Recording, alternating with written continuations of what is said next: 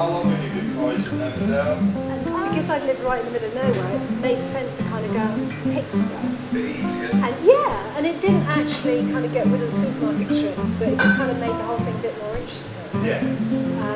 Just to get out into the open. And I think most people start foraging just by picking blackberries.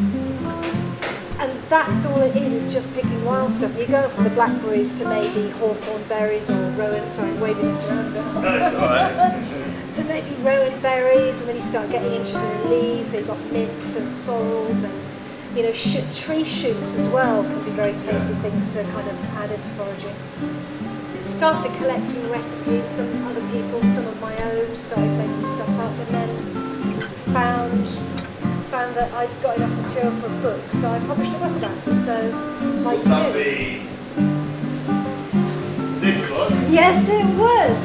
In every available store that sells books. From my front door, I'd have brambles, I'd have windberries, I'd have sorrel, I'd have nettles, I'd have hawthorn leaves, hawthorn berries, rowan, I'd have meadowsweet, I've got elderflower, and then consequently elderberries later in the year. We're going to start doing the ketchup first. Second will be the pancakes, because while I do the pancakes, you can cut the shallots up. Yeah. I've got plantain, nothing to do with the African stuff.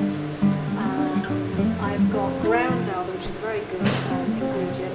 And then when I've done the pancakes, you then go on to... I've got Japanese knotweed, which is edible, and it tastes, you can cook it like you can cook asparagus. That's quite a lot for starters, and that's just kind of off the top of my head. This is going to be a hawthorn ketchup, and what I'm doing is trying to extract as much of the actual flesh of the fruit as I possibly can, which is actually, by the way, packed with vitamin C. But they all have stones inside them. We don't want stones because it's meant to be a smooth, sauce like a ketchup.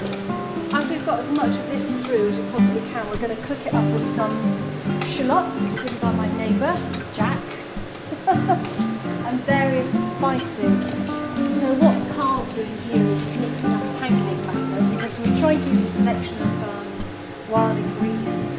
I've not used this flour before for pancakes. I'm going to try and make thin pancakes, I think.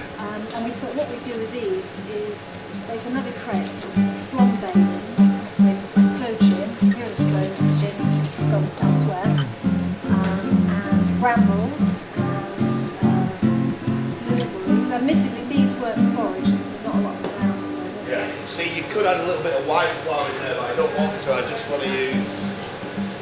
just want to stick to the Talgar flour, really. What I'm going to do is we're going to try and make some sweets out of these that I haven't done before, but I've got the recipe and apparently it works really well in Alaska.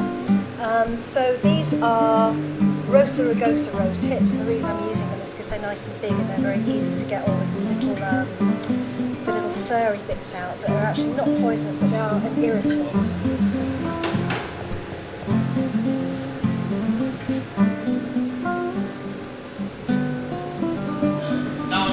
Some of the berries.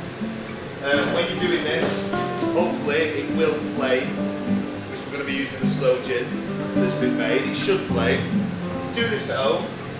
Be careful, or else it could be a disaster. These were found in the car park at Asda on Dowline's Top. Not anywhere near the cars, about kind of 50 yards away. And I just saw them and I thought I'd get them to do because they taste amazing. Lots of people have them in the gardens and they're the easiest ones to get the furry bits out of because they're big. Pop a few berries in the pan. Now it starts to caramelise.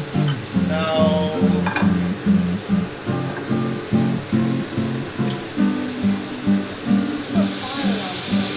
yes! Yes! There we go.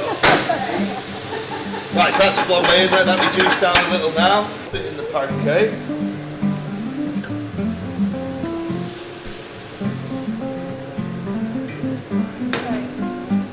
Now you can have this with ice cream, cream.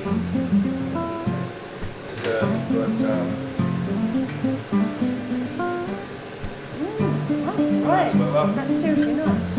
Not too sweet. I didn't think that flour would. It's a bit tricky to get the balance, but I think I've got it. If I compare it to a wild rose hip, I mean these are quite big wild rose hips, but they can be as small as that. So you can imagine what the difference is in size and sort of trying, because it's the skins we want, and sort of trying to get the pips out of those. It takes ages. So we're going to give these ones a go. Hang on a second, Master Chef. What? What? Go on, you first. Go berries. Pancakes. Drops down there on there. It has slow gin. What's not to like? Exactly. You know. It's sugar and lemon juice in a pan, fry it off, wrap it in sugar. If you get past the brown sugar, it's really quite nice. I said there's too much sugar in it actually. So I like that. Do you? Yeah. It's my fault, I think. It's nice though. It is. It gives it the Nice, shallot. shallots. Yeah. So, you know, we forget about these things because we don't need them anymore. But if you try and cast yourself back to a time when you just couldn't go out and buy stuff, and you had to make stuff, which isn't that long ago.